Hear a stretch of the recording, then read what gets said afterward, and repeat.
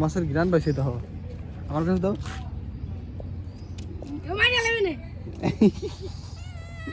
Tom and Jerry. কেমন লাগলো তোমার? তোমার কেমন লাগলো? তোমাকে মাছের গন্ধ শুকাইছে কিন্তু মাছ দেই নাই, তো কে ভালো লেগেছে তোমার? মাছের ঘ্রাণ পেয়ে পাগল হয়ে গেছে আমাদের পিলেই, মনে দুঃখে সে ট্রেনিং দিচ্ছে, এরপরে নাকি সে নিজেই মাছ শিকার করে খাবে, এই জন্য সে জিমে ভর্তি হয়েছে। দেখুন কীভাবে ট্রেনিং করছে। মজা করলাম, আসলে ও বড় হচ্ছে এবং ওর দুষ্টামিগুলো একটু বেশি বেড়ে যাচ্ছে।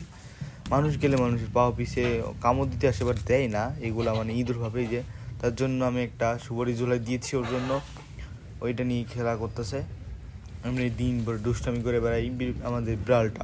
কিন্তু এই মাঝে মাঝে মুরগি ধরার জন্য দেয় লাভ, কিন্তু মুরগির ঠুকা খেয়ে আবার ফিরে চলে আসে, লাভের বদলে লস হয়ে যায়।